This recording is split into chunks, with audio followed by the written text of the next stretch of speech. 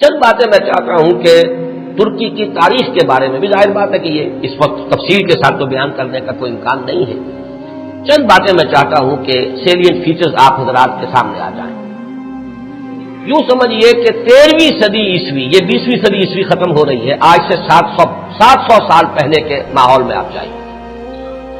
اس وقت خلافت بنو عباس کا خاتمہ ہوا.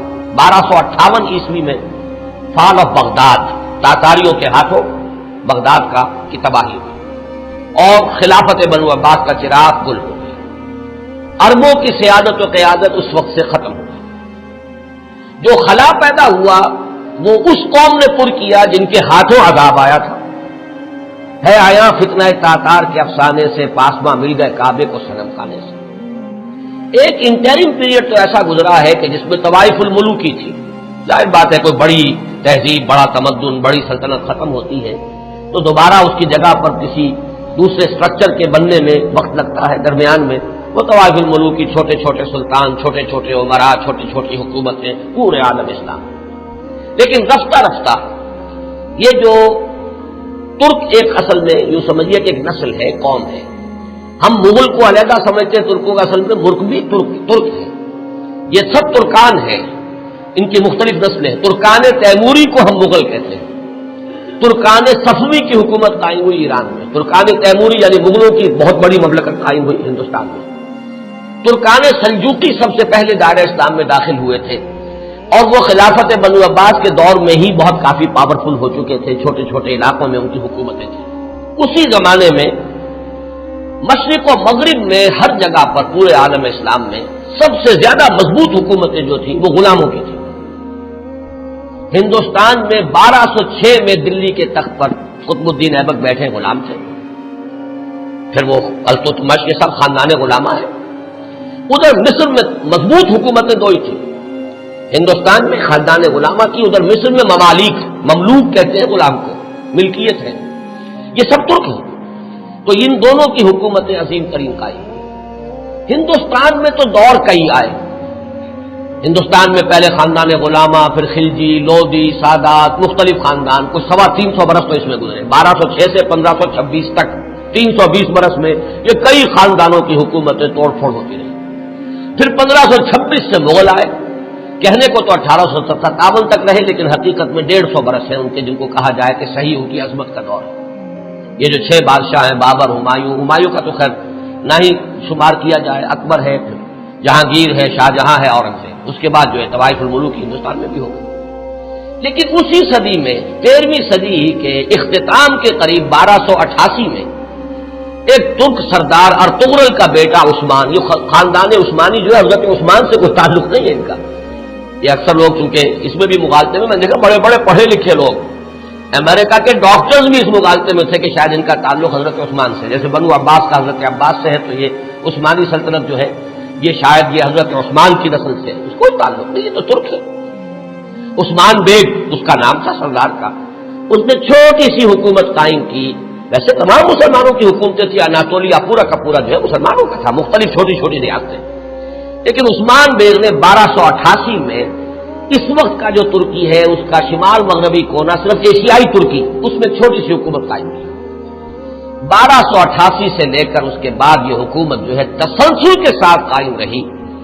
اور فرق یہ ہے کہ ہندوستان میں تو جیسا کہ میں نے عرض کیا اس عرصے میں بہت سے خاندان آئے اور ختم ہوئے. مغلیہ دور آیا، ختم ہوا، پھر انگریز بھی آ گئے. لیکن یہ کہ 1288 سے لے کر اب یہ 1992 تک وہ سلسلہ وہاں قائم ہے، کوئی دخل نہیں ہے.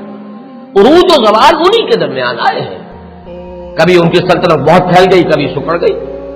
پھر یہ کہ آج بھی بہرحال پورا ایشیا مائنر جس کو آپ کہتے ہیں، ایشیا کوچک، اناطولیہ کا پورا علاقہ، اور یورپ میں بھی بہرحال 3% ان کا رقبہ جو ہے یورپ کے اندر بھی ہے. آج بھی وہ مملکت قائم ہے. اور اس مملکت کے اندر نوٹ کیجئے پورے 400 برس تک خلافت رہی. ویسے تو 600 برس سے زائد ہو چکے ہیں 1288 سے لے کر، اور یہ 1992 تک، یہ تو 700 سال کی حکومت ہے. لیکن یہ کہ خلافت جو ہے وہ 1520 سے شروع ہوئی.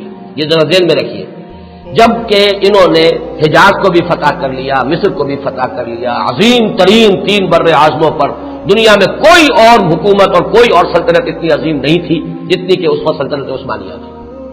پورا حجاز، پورا یمن، پورا عراق، شام، مصر، اور پھر یہ لیبیا، الجزائر، تیونس تک، یہ سب کے سب پورا ایشیا مائنر، اور جیسا کہ میں نے عرض کیا بہت بڑا رقبہ، تمام بلقان سٹیٹس، ہنگری اور یہ علاقے جو ہیں یوگوسلاویا، سب کے سب جو ہیں یہ ایک مملکت 3 بر اعظموں کے اوپر محیط۔ تو 1520 سے خلافت شروع ہوئی ہے اور 1920 سے لے کر 1924 4 سال میں درجہ بدرجہ ختم ہوئی ہے۔ وہ بھی میں آج آپ کو بتاؤں گا کہ وہ درجے کیا ہیں۔ ایک دم ختم نہیں ہوئی، اس کے اندر کچھ وقت لگا ہے، 4 سال کے عرصے میں وہ نیچے گری ہے، 400 برس تک قائم رہی اور 4 برس میں پھر وہ زمین ہو گئی۔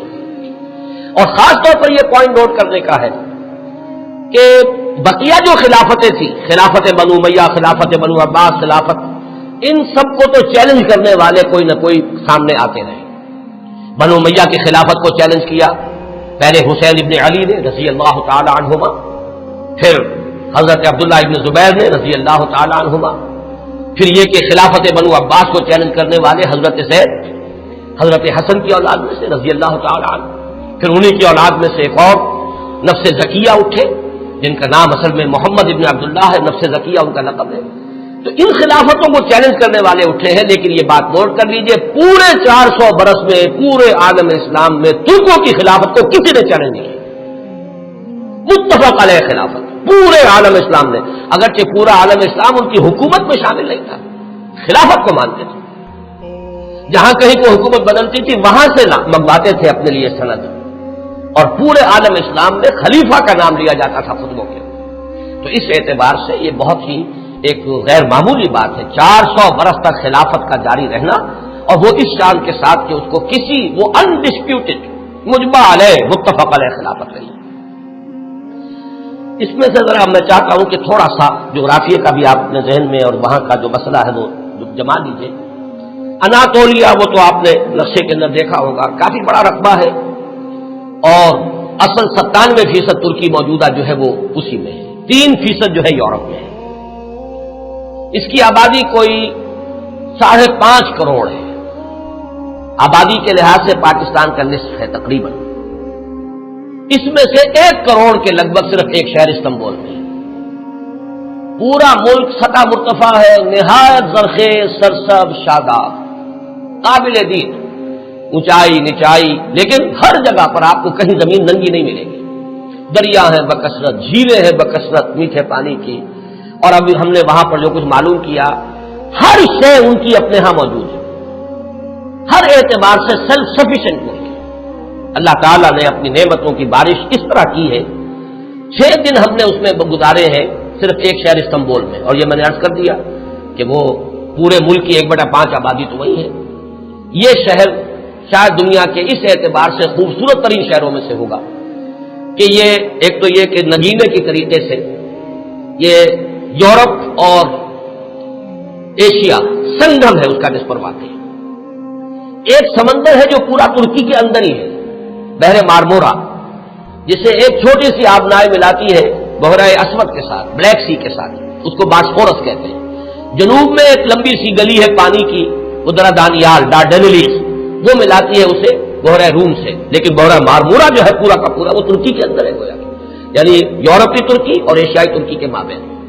اور استنبول شہر جو ہے وہ بہت خوبصورت، اور عظمت پارینہ اگر مسلمانوں کی دیکھنی ہو تو شاید دنیا کا کوئی اور شہر نہیں ہے کہ جو ہم پلہ ہو سکے، جتنی عظیم مسجد ہے، عالی شان مسجد ہے، اگرچہ اس وقت ان کی مینٹیننس نہیں ہے، برا حال ہے، خستہ حال ہے۔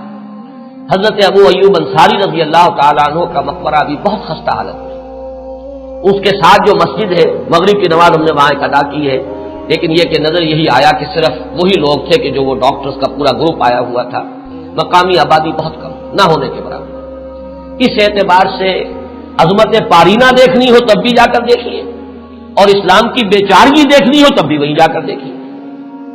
یہ دونوں کنٹراسٹ آپ کو وہاں نظر آئیں گے کہ عظیم ترین مسجدیں وہاں ہیں۔ ہماری بادشاہی مسجد تو اپنے یعنی یوں سمجھیے کہ صحن کے رقبے کے اعتبار سے ہم کہہ دیتے ہیں دنیا کی سب سے بڑی مسجد ہے، لیکن وہ تو صحن ہے، باقی یہ کہ ان کے جو عظیم الشان ہال انہوں نے بنائے ہیں، جتنے عظیم، جتنے بلند، ان کو دیکھ کر انسان حیران رہ جاتا ہے۔ سلطان محمد فاتح کی مسجد، سلطان سلیمان کی مسجد، ایک ایک مسجد ان میں سے جو ہے اپنی جگہ پر عظمت کا بہت بڑا نشان ہے۔ اگرچہ جیسا کہ میں نے عرض کیا اس وقت حالت جو ہے ان کی اکثر و بیشتر خستہ ہے۔ ایک دن کے لیے ہم برسا، ایک شہر برسا اس وقت کہلاتا ہے، یہ بروسا ہے پرانا، بے رے واو صاد ہے۔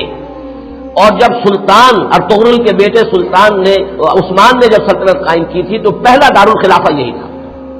یہ ایشیائی حصے میں ہے، تقریباً کوئی 150-200 میل کا فاصلہ ہوگا استنبول سے۔ وہاں کے حالات مختلف ہیں۔ وہاں سلطان بایزید یلدرم کی بنائی ہوئی مسجد جو ہے بہت عالیشان ہے اور اس وقت بھی وہ بہت آباد ہے۔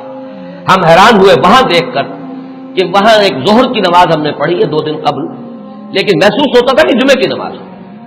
ظہر کی اذان سے پہلے کثیر تعداد کے لوگ موجود ہیں۔ اتنا کنٹراسٹ بھی شاید دنیا میں آپ کو کہیں نظر نہ آئے کہ استنبول کا حال وہ ہے کہ حضرت ابو ایوب انصاری کی مسجد جو ہے وہ بھی ویران پڑی ہوئی ہے رضی اللہ تعالیٰ عنہ، لیکن یہ کہ برسا کے اندر جا کر آپ دیکھیے تو وہاں پر یہ ہے کہ ظہر کی نماز ایسا محسوس ہے کہ جمعے کی نماز ہے۔ اذان سے پہلے نصف مسجد بھری ہوئی تھی اور اس کے بعد جو ہم نے دیکھا ہے ان کا جوش و خروش اور پاکستانیوں سے نہایت محبت وہ بھی وہی نظر آتی ہے، استنبول میں نہیں۔ استنبول تو ہر اعتبار سے مغربی تہذیب کے اندر بری طریقے سے یوں سمجھیے کہ پوری طرح گم ہو چکا ہے۔ وہاں آپ محسوس نہیں کر سکتے کہ کوئی مسلمان ملک ہے۔ باقی یہ کہ جیسا کہ میں نے ابھی عرض کیا تھا کہ اگرچہ اللہ تعالیٰ نے اپنی دولت جو ہے مادی دولت کے خزانے ہر طرح سے انہیں دیے ہیں، لیکن معاشی حالات نہایت ناگفتگو ہیں۔ انفلیشن آسمان سے باتیں کر رہی ہے، کرنسی کی قیمت اس تیزی کے ساتھ گرتی ہے۔ وہ کچھ اعداد و شمار لے کے آئے ہیں میرے ساتھ، چونکہ چھوٹے بھائی برادر عزیز اقتدار احمد تھے، ندا میں انشاءاللہ تعالیٰ وہ چیزیں تفصیل سے آئیں گی فیکٹس اینڈ فگرز کے ساتھ کہ کس طرح ہر مہینے ان کی جو کرنسی ہے اس کی قیمت گر رہی ہے اور کس طرح یہودیوں نے انہیں چنگل کے اندر لے رکھا ہے اور پوری معیشت جو ہے یہودیوں کے قبضے میں ہے۔ ان کے ہاں ہر چیز جو ہے کنزیومر گڈ، بس اس کی کھپت ہے، جو خرچ کر دینے والی چیزیں ہیں، لباس ہے، مختلف چیزیں ہیں، ان کی بہتات بازاروں میں بھری نظر آئے گی۔ لیکن یہ ہے کہ ان کی جو یعنی یوں سمجھیے کہ شراب پانی کی طرح ایک عجیب کنٹراسٹ ہے اس اعتبار سے بھی، خنزیر وہاں نہیں کھایا جاتا، لہذا یہ تو اطمینان ہوتا ہے آپ جہاں چاہیں جا کے کھانا کھا لیں، آپ کو پتا ہے یہاں حرام چیز کھانے میں نہیں ہے، لیکن شراب پانی کی طرح پی جاتی ہے۔ یہ بھی تضاد، یہاں تک کہ واقعہ یہ ہے کہ ہمارا ایک گائیڈ تھا، اس نے کہا بڑے ہی فخر کے ساتھ، ایک جگہ جب ہم جا رہے تھے حضرت ابو ایوب انصاری رضی اللہ تعالیٰ عنہ کی مسجد کی طرف، اس نے ایک علاقہ بتایا اور اس نے کہا یہ اتنے ریسٹورانٹ جو آپ کو نظر آ رہے ہیں یہ سب شراب اور ہر جگہ ہے، لیکن رمضان میں یہ سب بند ہوتے ہیں، رمضان میں ہم شراب نہیں پیتے۔ ہم نے کہا رمضان ہی میں نہیں پیتے تو یہ باقی شراب، باقی تو پیتے ہیں۔ کسی نے پوچھ لیا کیا روز کے؟ ہاں روز پیتے ہیں۔ وہ بالکل کوئی اس کے اندر کوئی گلٹی کانشنس، کسی طرح کی کوئی انہیبیشن، کوئی کسی درجے کی کوئی شرمندگی ختم نہیں، لیکن رمضان میں یہ سب بند ہوتے ہیں رمضان کے اندر۔ تو میں نے کہا کہ اللہ کرے کہ یہ رمضان ہی پورا سال ہو جائے، کوئی ایسی شکل بن جائے کہ پورا سال ہر روز عید نے اس کے حلوہ خورت کسے، اللہ کرے کہ پورا سال جو ہے وہ رمضانی کی شکل بن جائے تاکہ وہاں سے شراب کی لعنت کا خاتمہ ہو۔